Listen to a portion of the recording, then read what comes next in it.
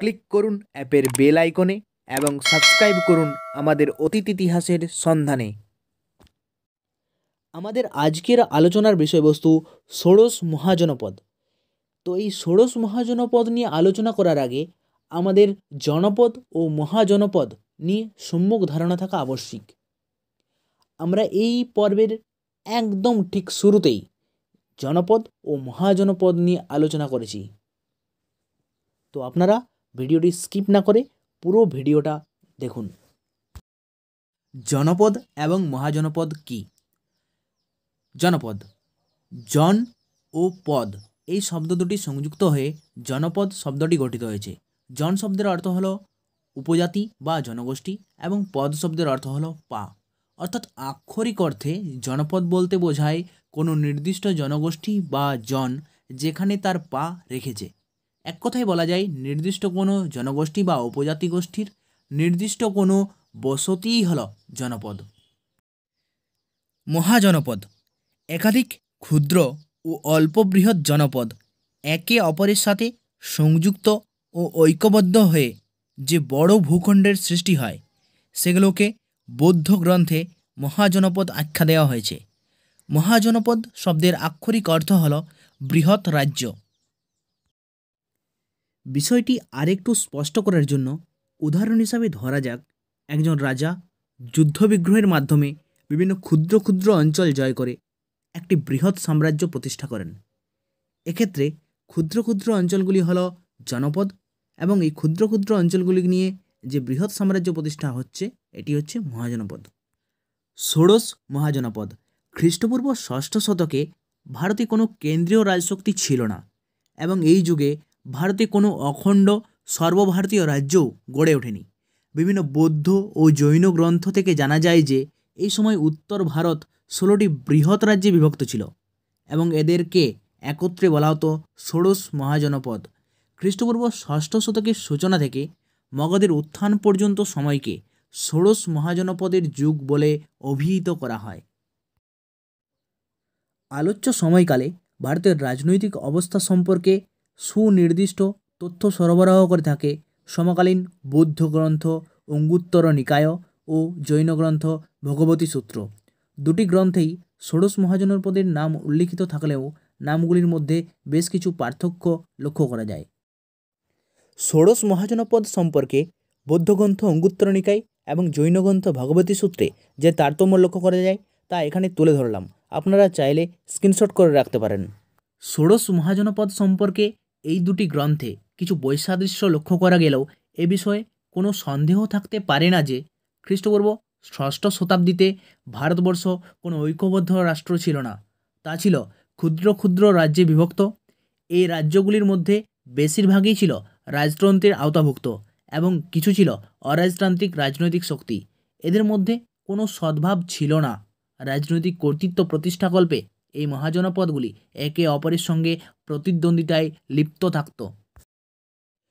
বৌদ্ধ গ্রন্থ অঙ্গুত্তর নিকায়তে উল্লিখিত ষোড়শ মহাজনপদগুলি হল কাশী, কোশল, অঙ্গ, মগধ, ব্রিজি, মল্ল, চেদি, বৎস, কুরু, পাঞ্চাল, মৎস্য, সুরসেন, অশোক, অবন্তী, গান্ধার ও কম্বোজ। কাশী। ষোড়শ মহাজনপদ যুগের প্রথম দিকে কাশী ছিল সর্বাপেক্ষা শক্তিশালী ও সমৃদ্ধ রাজ্য। এর রাজধানী ছিল বারাণসী। বরুণা ও অসি নামে গঙ্গার দুই শাখা নদী এটিকে বেষ্টন করেছিল বলে এর নাম বারাণসী। অর্থনৈতিক ও সামরিক দিক থেকে বারাণসী যথেষ্ট গুরুত্বপূর্ণ ছিল। জাতক থেকে কোশল ও অঙ্গরাজ্যের সঙ্গে প্রতিদ্বন্দ্বিতার কথা জানা যায়।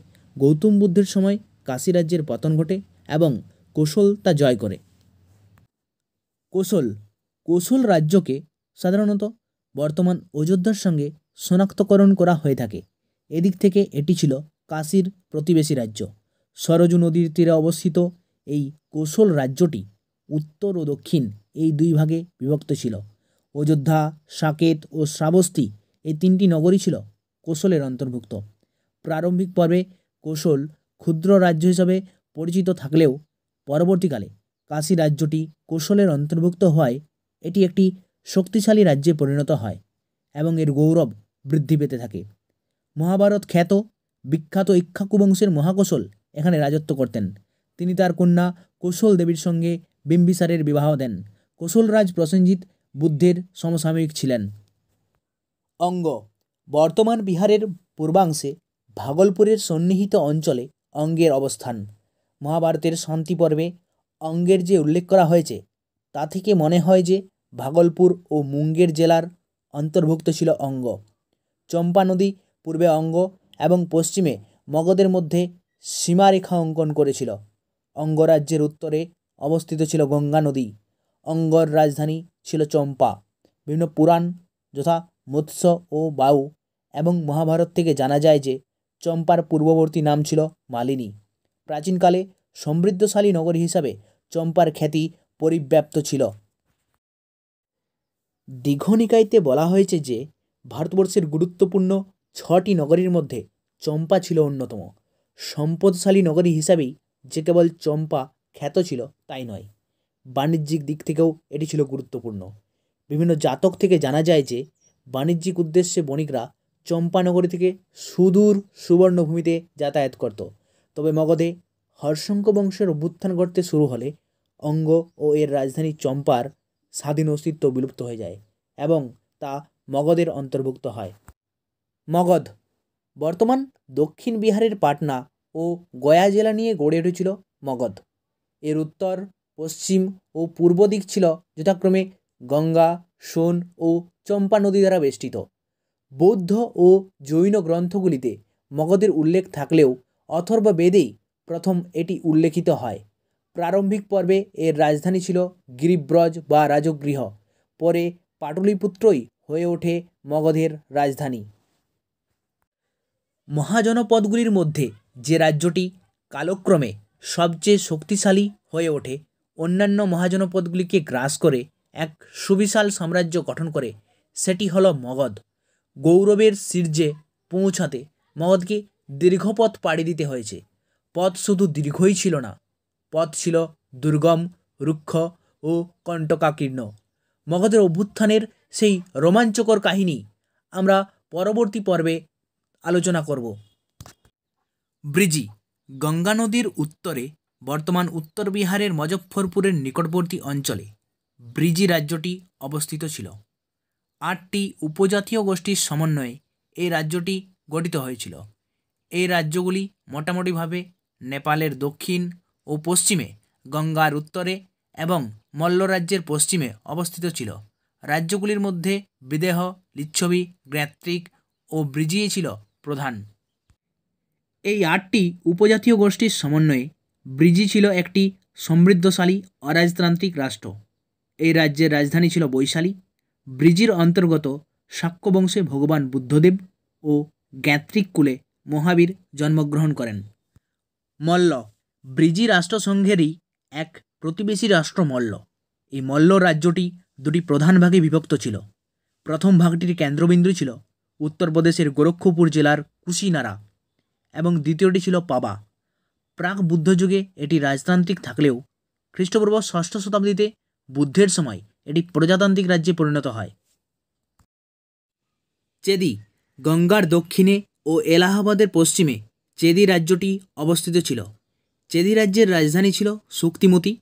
খ্রিস্টপূর্ব 6ষ্ঠ শতকে এই রাজ্যটির তেমন কোনো রাজনৈতিক গুরুত্ব ছিল না। পরে এটি মগধ সাম্রাজ্যের অন্তর্ভুক্ত হয়।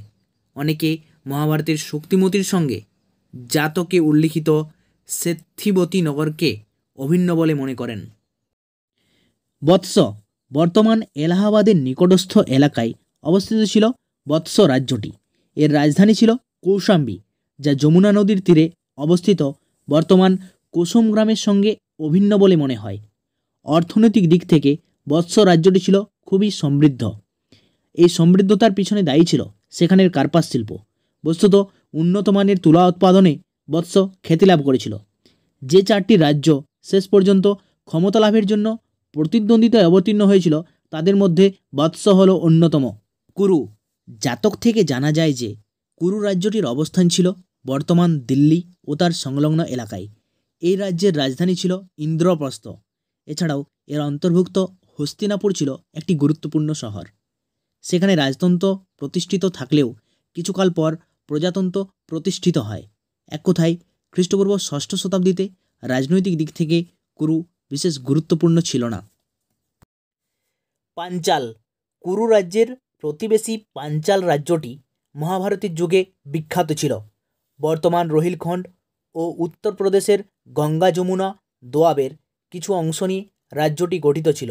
জাতক, মহাভারত ও দিব্যবদান থেকে জানা যায় যে গঙ্গা নদী এই রাজ্যটিকে উত্তর পাঞ্চাল ও দক্ষিণ পাঞ্চাল নামে দুটি অংশে বিভক্ত করেছে। উত্তর পাঞ্চালের রাজধানী ছিল অহিচ্ছত্র এবং দক্ষিণ পাঞ্চালের রাজধানী ছিল কাম্পিল্য। বৌদ্ধ সাহিত্য থেকে জানা যায় যে উত্তর পাঞ্চালের অধিকার নিয়ে প্রাচীন যুগে কুরু ও পাঞ্চাল রাজ্যের মধ্যে বহুবার সংঘর্ষ হয়েছে। মৎস্য। বর্তমান রাজস্থানের জয়পুর, ভরতপুর ও আলওয়ার নিয়ে মৎস্য রাজ্য গঠিত ছিল। মহাভারতের খ্যাতিমান বিরাট রাজা এর প্রতিষ্ঠাতা ছিলেন। তার নাম অনুসারে এই রাজ্যের রাজধানীর নাম হয় বিরাটনগর। মহাভারতে এই রাজ্যের সমৃদ্ধির উল্লেখ আছে। সুরসেন। মথুরার নিকটবর্তী অঞ্চলে এই রাজ্যটির অবস্থান। এই রাজ্যের রাজধানী ছিল যমুনার তীরবর্তী মথুরা নগরী। মহাভারত ও পুরাণ অনুসারে যদু বা যাদব বংশীয় রাজারা এখানে রাজত্ব করত। মগধের সাম্রাজ্যবাদ এই রাজ্যটিকেও গ্রাস করেছিল। ধর্মকেন্দ্র হিসাবে মথুরার খ্যাতি পরবর্তীকালেও বহমান ছিল। খ্রিস্টপূর্ব চতুর্থ শতাব্দীতে মেঘাস্তিনিসের আগমনের সময় মথুরা কৃষ্ণ উপাসনার প্রাণকেন্দ্র ছিল। অসমক। দক্ষিণ ভারতে গোদাবরী নদীর তীরে অবস্থিত অসমক রাজ্যের রাজধানী ছিল পোটালি, পোটান বা প্রদান। মহাভারতের বর্ণনা অনুসারে অসমক নামে জনৈক রাজর্ষি পোটালি বা প্রদান নগরীর পত্তন করেন। বাউ পুরাণে অসমকের রাজাদের ইক্ষ্বাকু বংশীয় বলে বর্ণনা করা হয়েছে। অবন্তী। পশ্চিম ভারতের একটি গুরুত্বপূর্ণ রাজ্য হিসাবে অবন্তী ছিল সুবিদিত। খ্রিস্টপূর্ব ষষ্ঠ ও পঞ্চম শতাব্দীতে বৌদ্ধ ধর্মের আবির্ভাবের সময় ভারতবর্ষের 4টি বৃহৎ রাজতান্ত্রিক রাজ্যের মধ্যে অবন্তী ছিল অন্যতম। বর্তমান মধ্যপ্রদেশের পশ্চিমাংশে অবস্থিত ছিল অবন্তী রাজ্যটি। এর অন্যতম রাজধানী ছিল উজ্জয়িনী। নর্মদা নদীর তীরবর্তী মাহিষ্মতি ছিল এর অপর আর একটি রাজধানী। গান্ধার। ভারতবর্ষের উত্তর পশ্চিম সীমান্তে একটি অন্যতম মহাজনপদ হিসাবে গান্ধার রাজ্যটি পরিচিতি লাভ করেছিল। বর্তমান পাকিস্তানের পেশোয়ার ও রাওয়ালপিন্ডি জেলা এবং কাশ্মীর উপত্যকা নিয়ে সমৃদ্ধশালী গান্ধার রাজ্য গঠিত ছিল। মহাভারতে উল্লিখিত ধৃতরাষ্ট্রের পত্নী গান্ধারী ছিলেন এই রাজ্যের রাজকন্যা।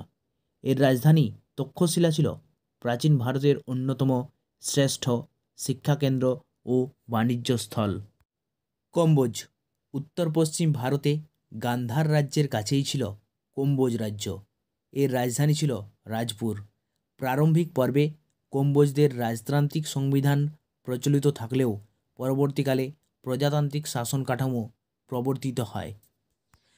আজকের মতো এখানেই শেষ করছি। দেখা হবে পরবর্তী কোনো একটি ভিডিওতে। ততক্ষণ সুস্থ থাকুন, ভালো থাকুন।